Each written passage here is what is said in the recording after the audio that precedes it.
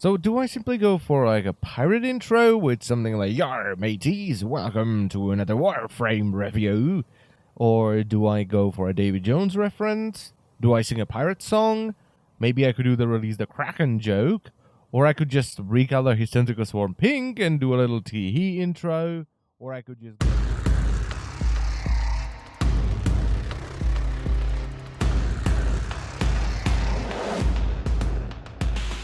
So hey guys, so welcome to another Warframe video, and today we're finally going to take a look at the pirate. So first up, to get Hydroid, you have to fight Councillor Mayhek in the mission Oro on Earth. Hydroid is a somewhat beefier caster. He comes with 100 health, which goes up to 300 at rank 30, 115 shields, which go up to 345 at rank 30, and only 65 armor. So while he's not overly tanky, he's tankier than most casters. He has 100 power, which goes up to 150 at rank 30, sprint speed of 1.05, so he's slightly faster than the majority of the Warframes, and he has 3 polarities, a V, a dash, and an additional dash in the aura slot. All of his abilities are water and pirate themed, so he can call down a Tempest Barrage to strike enemies at a distance.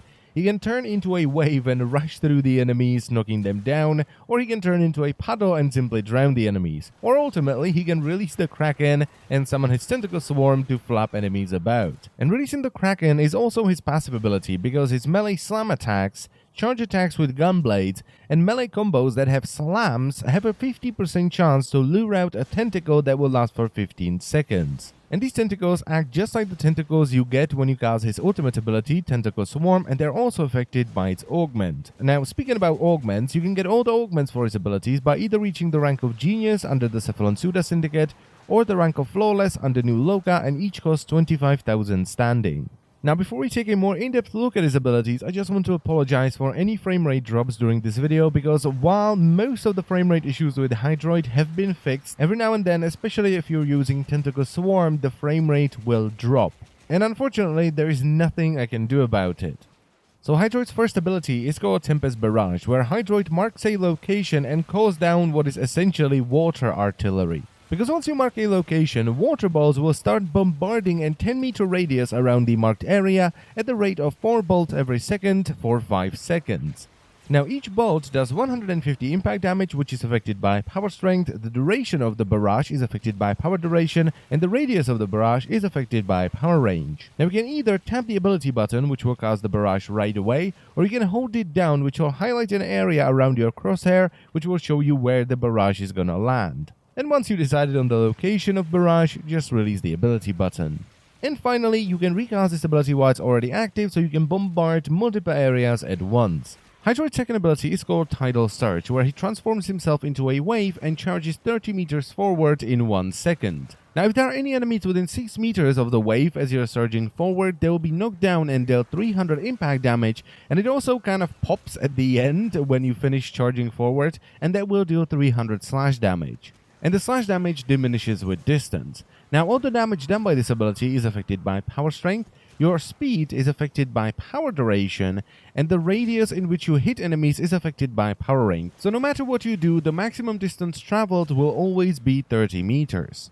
The augment for Tidal Surge is called Tidal Impunity, which clears status effects and grants 6 seconds of status immunity to yourself and allies that you, well, ride over with Tidal Surge. And the duration of the status immunity effect is affected by power duration mods. And I almost forgot to mention that you can use Tidal Surge to bypass Corpus laser walls. Hydroid's third ability is called Undertow, and this transforms him into a pool of water with a diameter of 18 meters, and it makes him untargetable by enemies and also immune to all damage. If an enemy steps into the pool, they will sink and start drowning, taking 25 finisher damage every second. And while they are submerged, they cannot be damaged by anything other than the drowning damage, and they cannot do anything. However, if you cancel the ability before they drown and die, they will re-emerge and start attacking again. Now, the drowning damage is affected by power strength mods, and since it's finisher damage, it bypasses all armor and shields. Now, Undertow is a toggled ability and drains 2 energy every second. And this can be reduced by adding power efficiency or power duration, where power efficiency has a much more noticeable effect, but power duration is still noticeable, especially if you go into negative power duration.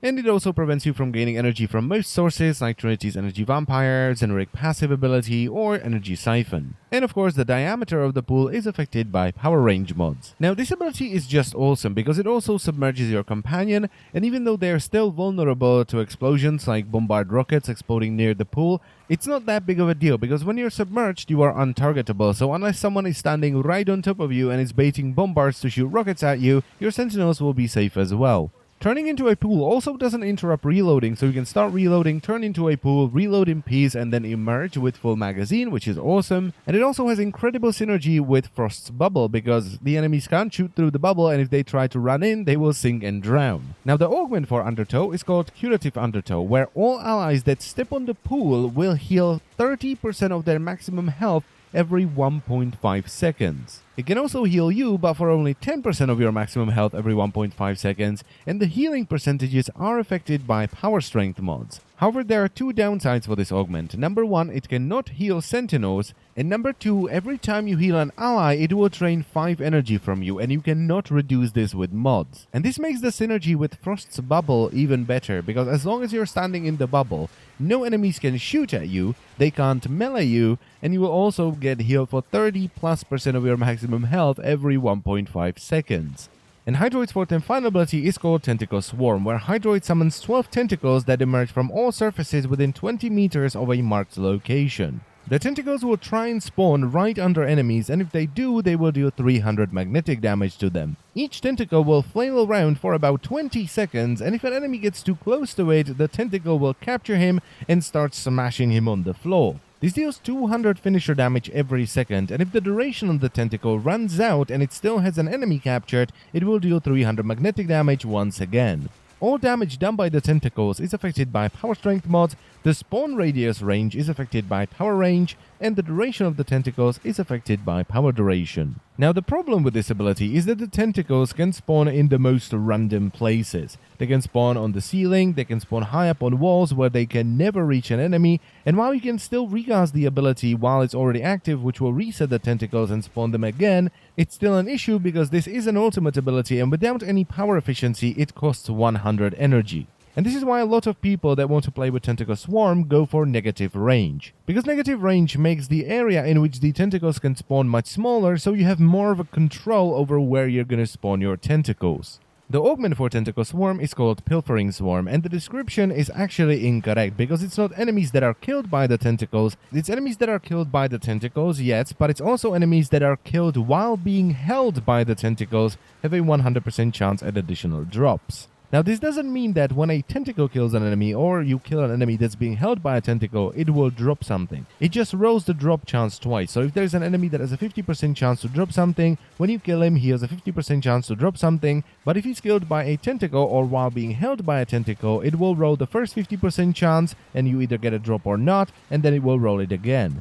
Now, the tentacles don't destroy the corpse when they kill it. So what you can do is combine it with Necros and desecrate the corpse to get even more loot. And I don't know if this is still a thing, but you used to be able to take Ivara and steal from the enemies with Prowl while they were being held by the tentacles. So what you could do is have Hydroid spamming Pilfering Swarm, have 2 Ivara stand in the Pilfering Swarm with Prowl and steal all the loot they can, then you would kill them, which would give you more loot because they were being held by Pilfering Swarm, and then you would have Necros desecrate the corpses and you would get ridiculous amounts of stuff. And I almost forgot once again, this ability is not affected by power strength anymore. It used to be before hotfix 17.0.4, but they've changed it. So the conclusion, let's get the joke out of the way. Would I recommend Hydroid? Yes, I would. Hydroid is really versatile and also fun to play. He has an absolute ton of crowd control. The healing you get from Curative Undertow is pretty damn good in an organized party. He does finisher damage with 2 of his abilities. Now granted, he doesn't do an awful lot of finisher damage, but it's still finisher damage so he can ignore armor and shields. He synergizes with quite a few other Warframes, and he can multiply loot with Pilfering Swarm. But even with all that said, and with my recommendation, I still think that his abilities could be tweaked a little bit. And that goes mainly for Tentacle Swarm, because as I've said already, the tentacles just spawn in the most random places, and sometimes they won't even pick up enemies that are standing right on top of them. And even though it's not as bad as it used to be, you still get random frame rate drops and short freezes when you're using Tentacle Swarm, so that may be a deal breaker for a lot of people as well. But I still like Hydroid, he's just a fun frame to play with. And that's pretty much it for the video, so I thank you very much for watching as always, and I will see you next time. Bye bye.